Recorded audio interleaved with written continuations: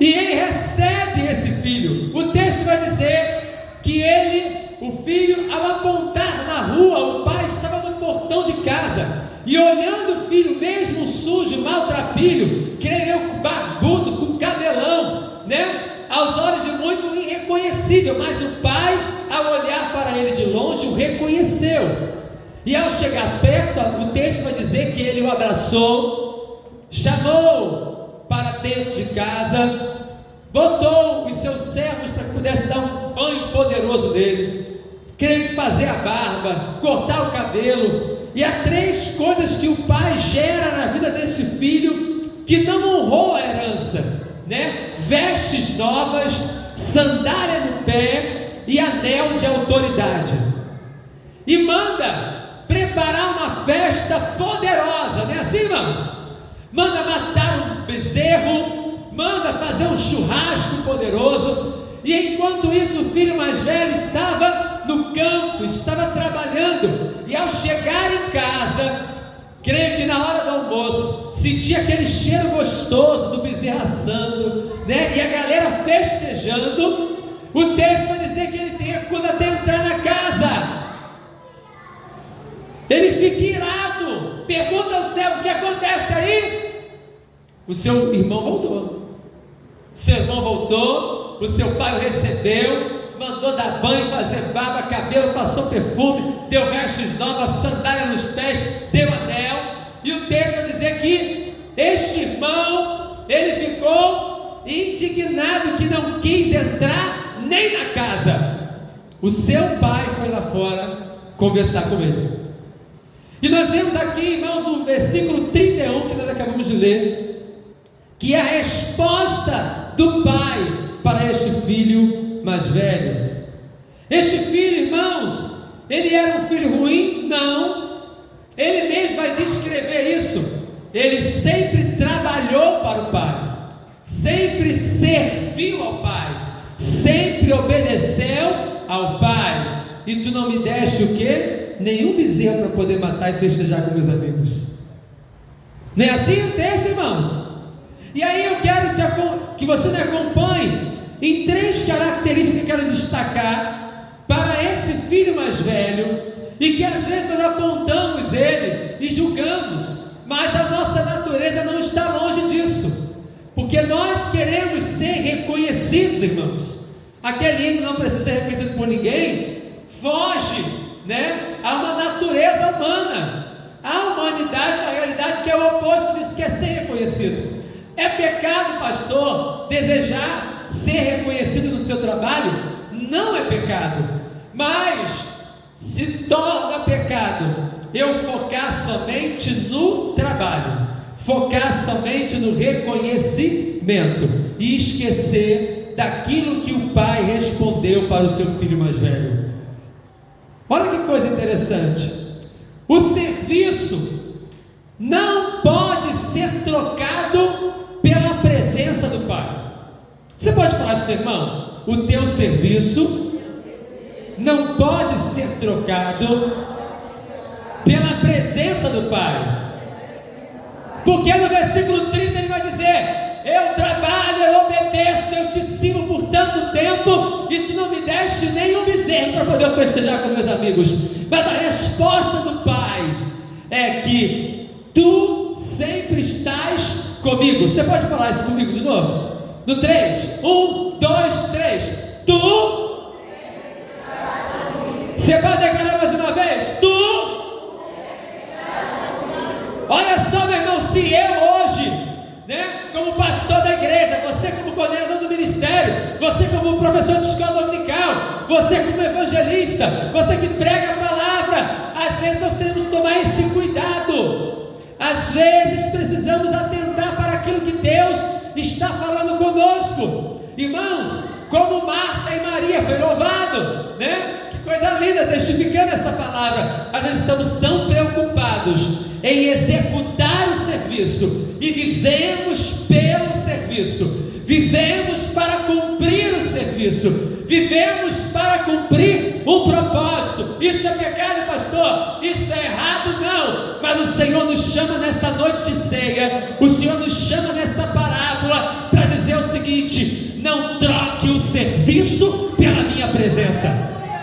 Não troque a tua função pela minha presença. Mas uma vez eu repetir: é pecado? Não. Exercemos com excelência o serviço na casa do Senhor? Sim, exercemos, mas não podemos ficar servindo só por servir. Podemos perceber, irmãos, que é exatamente isso que Deus vai confrontar o filho mais velho. Você serve? Você está me obedecendo? Você está me honrando? Você está trabalhando para a minha obediência em todo esse tempo? Isso é bênção? É bênção. Mas tu sempre estás comigo. E quando você aponta para o teu serviço e não aponta para a minha presença, você está valorizando mais o serviço do que a minha presença. E o Senhor nesses dias está trazendo isso aos nossos corações. É um alerta de Deus para nós. Não seja como o filho mais velho. Você precisa valorizar o serviço? Sim, mas não em detrimento da presença dele, porque a presença dele é maior, é melhor do que qualquer serviço que eu vou fazer ou desempenhar na sua casa ou na sua obra. Aleluia! Não é à toa, irmãos, porque no céu não vai ter título, no céu não vai ter posicionamento humano. Isso é importante, mas isso não é importante para o céu, isso é importante para a terra. Ah, pastor, se não é importante para o céu, só é para a terra, então não precisa. Não, precisa, porque Deus é um Deus organizado, Deus é um Deus em ordem, Deus é um Deus de princípios, mas dentro dos princípios ele salta ao nosso coração. Não vale a pena trabalhar, não vale a pena obedecer, não vale a pena somente estar cumprindo, organizando, executando, se eu não estou valorizando a presença do Pai. Diga para o teu irmão: serve, mas não larga a presença. Tem profeta aqui, irmãos? Serve, mas não larga a presença.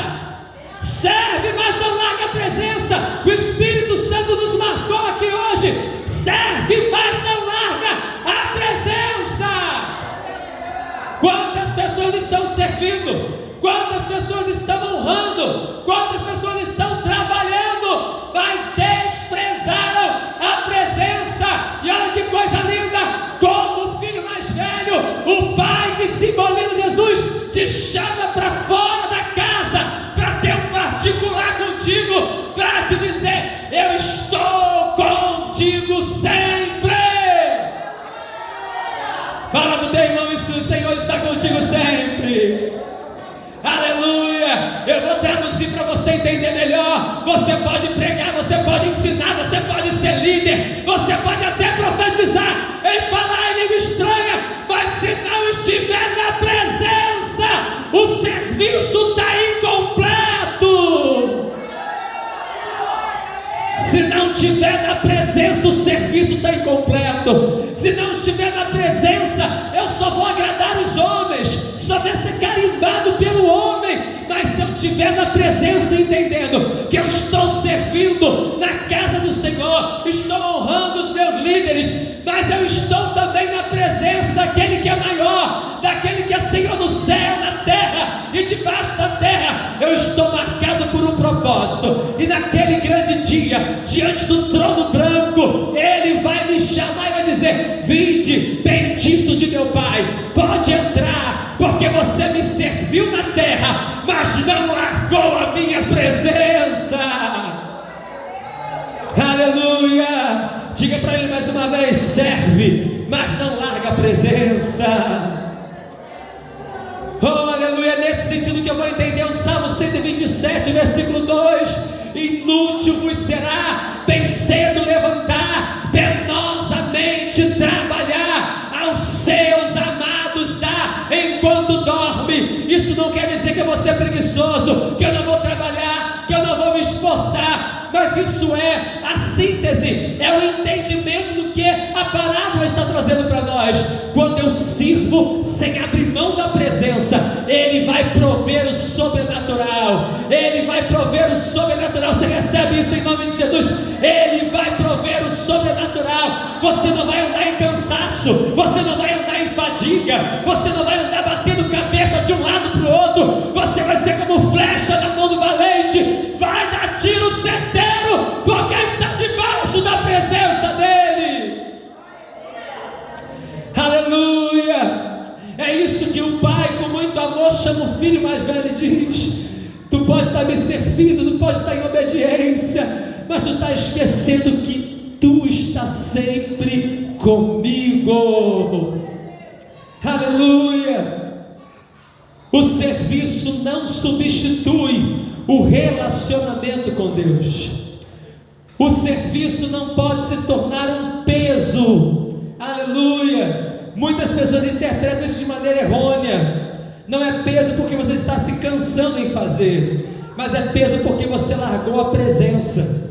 Porque mesmo debaixo de lutas, mesmo debaixo de dificuldade, mesmo debaixo de confrontos, você entendendo que a presença está contigo, você não deixa de avançar. Aleluia! Eu me lembro, irmãos, da palavra do Senhor e dos historiadores, do nosso tempo, em declarar o Deus que nós estamos servindo. Eu lembro, querido, e nós falamos aqui, inclusive no curso, de um dos pregadores mais conhecidos, da história, depois de Wesley aí, e nós vemos, irmãos, que ele, cheio do Espírito Santo, entra num galpão onde estava fazendo uma reforma para que a igreja pudesse ser transferida para aquele lugar. E aí, quando ele declara: eis o Cordeiro que tira o pecado do mundo, o pedreiro que estava reparando a parede ouve aquela palavra e fala: eu quero conhecer esse Jesus. Uma declaração, porque não é o homem, é o que está sobre o homem. Não é a tua palavra, mas é aquilo que você carrega. Quem carrega a presença de Deus, quem tem intimidade com Deus, ele vai servir. Eu me lembro também de alguém que fazia uma oração incessante, mesmo num frio terrível. E alguns dizem, eu não tive o privilégio de estar na neve ainda, dizem que quando você respira no frio e abre a boca, parece que está te cortando por dentro. Frio é terrível nesse sentido, E mesmo cuspindo sangue, correndo risco de morte, ele não deixava de orar: Senhor, me dá a Escócia, Senhor, me dá esse país, salva essa terra. Irmãos, nós não podemos deixar o relacionamento e a presença dele. Diga para o seu irmão: você tem dois remos, é a oração e palavra. Quem conhece muito a palavra e não ora, meu irmão, ele vai ser conhecedor, vai ser doutor, vai ser teólogo, não vai ter essência nenhuma. Mas se ele somente ora e não tem conhecimento, ele pode caminhar por fanatismo, ele só vai acreditar no manto, no reteté. Deus traz equilíbrio, porque se eu remar com um remo, eu só fico girando em círculos, mas se eu remar com os dois, eu vou avançar, eu vou adiante, eu não vou parar, eu não vou ficar rodopiando no mesmo lugar, eu vou prosseguir, irmãos. E é por isso que nós temos que ter esses dois propósitos de vida. Eu preciso orar ao Senhor e mergulhar na palavra. Isso é servir sem abrir mão da presença. Aleluia! A segunda coisa que eu quero destacar no filho mais velho deste pai, o irmão do filho pródigo. Todo mundo está comigo aqui, amém? Glória a Deus.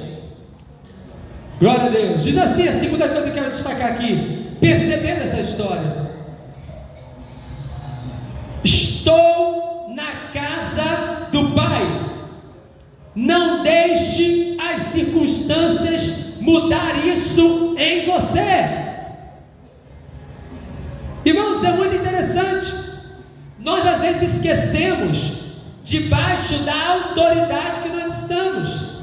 Quando eu destaco que o filho mais velho esteve sempre na casa do pai, esse termo significa estar debaixo da autoridade do pai, está protegido debaixo da casa do pai. E às vezes, irmãos, os meus olhos, eles vão se voltar para aquilo que eu não tenho, Ele se voltou para o anel que ele não recebeu, para a vestimenta que ele não recebeu. ele se voltou para as sandálias novas, para o bezerro guisado que ele não recebeu, e ele se esqueceu que ele sempre esteve na casa do Pai. O irmão que foi não poderia voltar mais, poderia ser ceifado, poderia morrer, e morrer longe do Pai.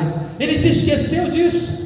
Eu não quero também acusá-lo ou apontá-lo, porque isso salta a nossa natureza. E o que eu quero dizer com isso, irmãos? Que às vezes Satanás coloca coisas à nossa volta, para que nós possamos esquecer em debaixo de qual autoridade nós estamos, para que possamos esquecer que na casa do Pai é abrigo, é refúgio, é esconderijo, é morada, e que se eu estou debaixo da casa do Pai, debaixo da autoridade do Pai, debaixo da ordem do Pai, eu não preciso de mais nada. Ele esqueceu disso, irmãos. E às vezes, irmãos, nós queremos tantas coisas. É pecado, pastor, querer mais coisas? Querer uma vida melhor? Querer um bom salário? Querer uma casa boa? Não é pecado isso. Não é pecado isso. Mas eu preciso entender, irmãos, que eu preciso lutar para ter algo melhor, que é natural, é humano, é bênção.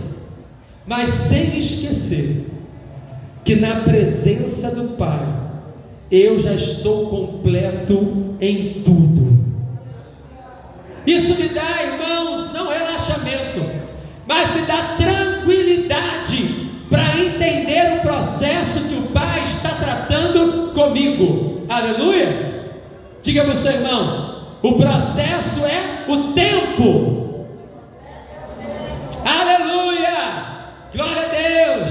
Sabe por quê, irmãos? Às vezes eu esqueço que estou debaixo da casa do Pai, debaixo da autoridade do Pai, que eu tenho a presença do Pai, que eu tenho o colo do Pai, que eu tenho uma palavra do Pai, que eu tenho o conforto do Pai, que eu tenho o ânimo do Pai, que eu tenho o refúgio do Pai. E às vezes as lutas vêm, as circunstâncias vêm, as provas vêm, e eu me descabelo, esquecendo que quem me garante é o Pai. Diga para o teu irmão, quem te garante é o Pai. Aleluia. Oh, aleluia. Quem te garante é o Pai.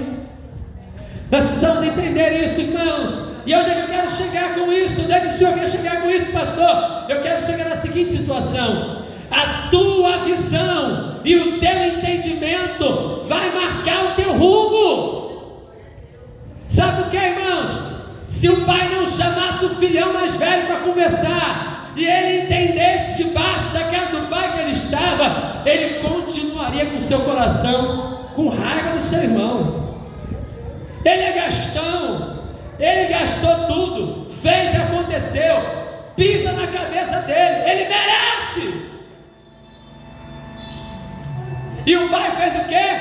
Fez o contrário, o recebeu com misericórdia. E o texto vai encerrar dizendo: porque o meu filho estava perdido e foi achado, estava morto e reviveu. Aleluia. Eu quero profetizar aqui, irmãos, Deus traz vida da maneira e da forma que Ele quer. Aleluia. Você está entendendo? Não, vou te explicar. Ele traz vida da maneira e da forma que Ele quer. Se Ele quiser botar sandália nova em quem Ele quiser, Ele vai botar. Se Ele quiser botar veste nova em quem Ele quiser, Ele vai botar. Se Ele quiser dar um anel de novo em quem Ele quiser, Ele vai colocar. Eu preciso entender que, embora eu seja filho do Pai, seja obediente, esteja servindo a casa do Pai e não recebi da mesma forma, não sou amado de maneira diferente. O retrato deste filho mais velho é que talvez ele estava sendo amado de maneira diferente. Tratar de maneira diferente não significa ser amado de maneira diferente. Ele nos ama por igual. Você pode falar para o seu irmão isso? Ele te chama por igual. Mas há um detalhe aqui, irmãos. Ele ama todos por igual, mas como Ele te conhece por dentro e por fora, Ele te marca de uma maneira que só você consegue entender. E aqueles que estão de fora não conseguem entender. A uns Ele vai marcar pela sua presença com anel, com veste nova, com sandália. A outros não vai precisar, sabe por quê? O Pai está com eles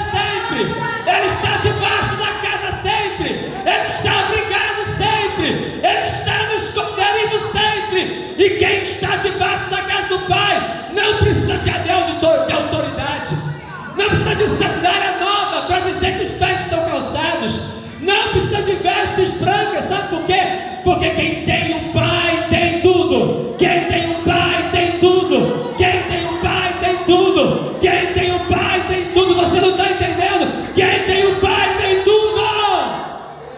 Então você para de olhar o que Deus está fazendo com o outro, começa a olhar para a tua vida e começa a entender a maneira que Ele quer te marcar.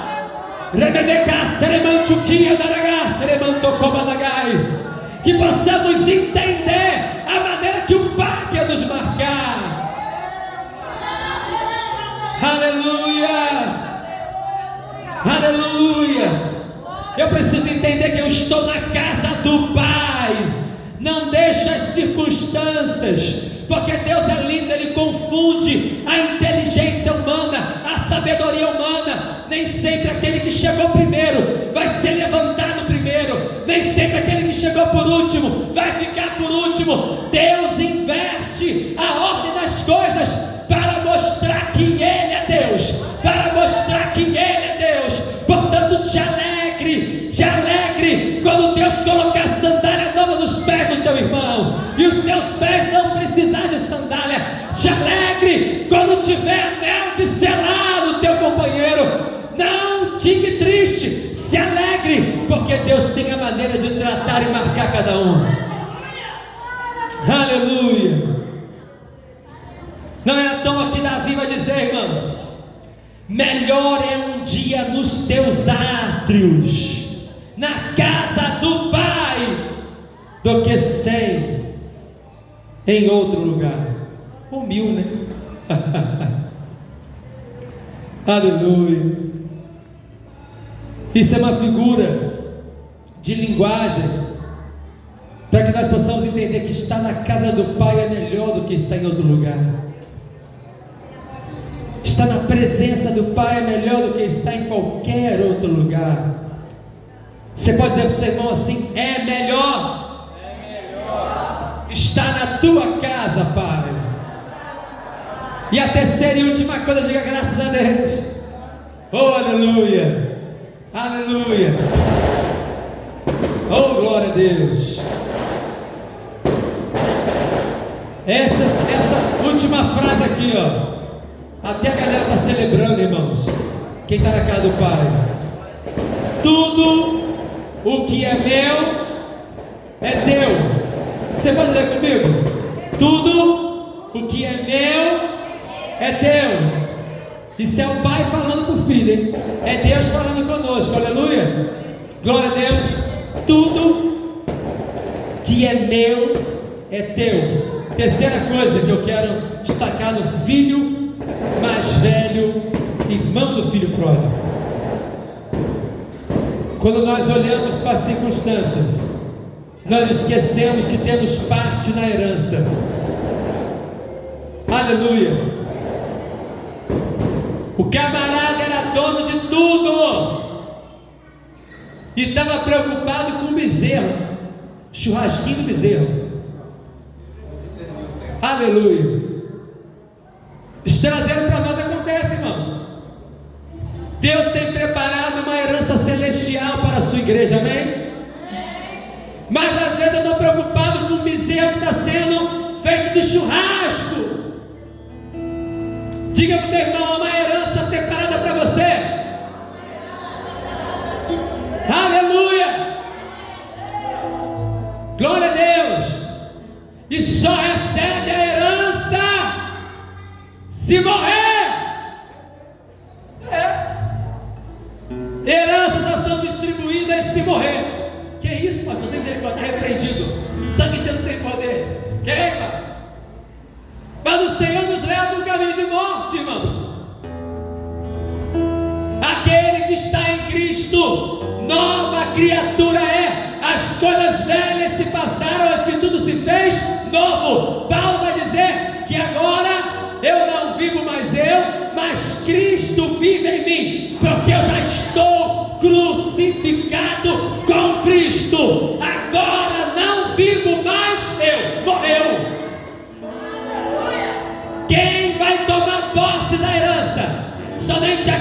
que decidiram morrer. Aleluia. Somente aqueles que decidiram ser marcados por uma nova vida. Aleluia. O que esse filho mais velho não entendeu, e a Bíblia é linda que deixou para nós: tudo que é meu é teu. Vou traduzir para você: fica firme na minha presença, continua mantendo o propósito, continua resistindo o diabo, continua fugindo do pecado, continua orando, continua buscando, continua clamando, continua intercedendo, porque há uma promessa de herança para a tua vida. Mesmo tendo lutas, mesmo tendo aflições, mesmo tendo prova, mas permanecendo fiel, você vai tomar posse da herança. Aleluia. Eu me lembro de Estevão, irmãos. Ou luta, ou prova, é pedra no rosto, na cabeça, na orelha, na canela, na barriga. Mas a Bíblia fala que enquanto as pedras eram lançadas sobre ele, ele estava em outro patamar. Ele estava mirado na herança.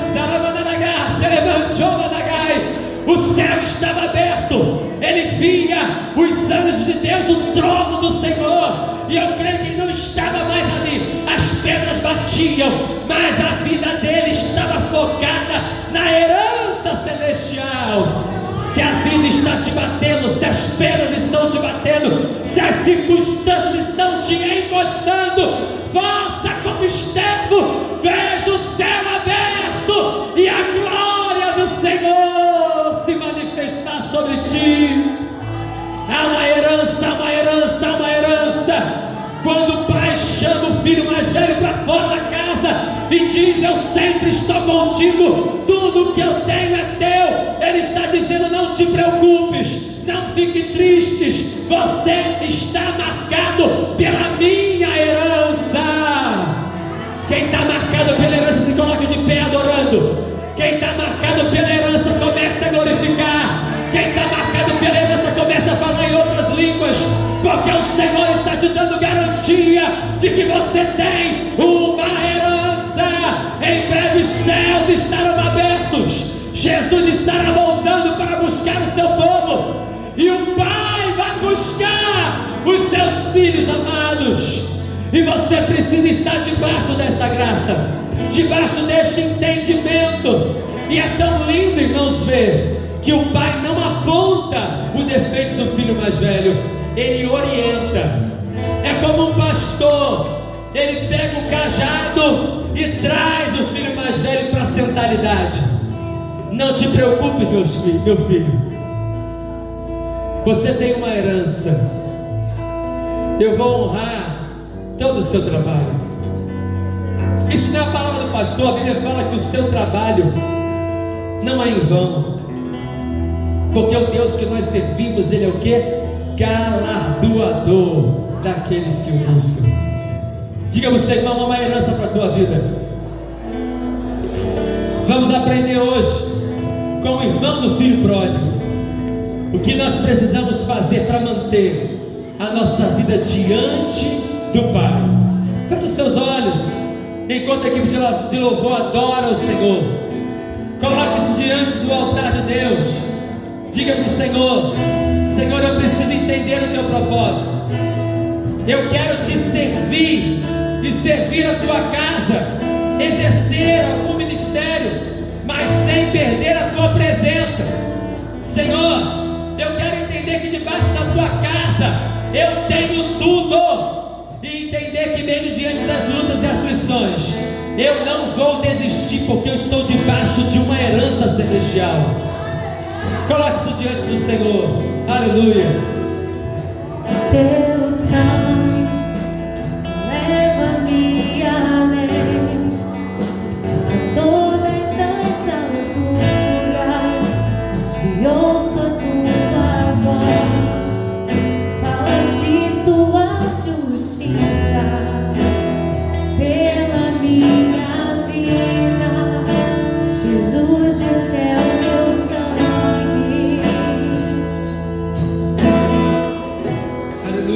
Deus amados, que o Espírito Santo tenha falado ao coração de cada um de vocês através da ministração da sua palavra.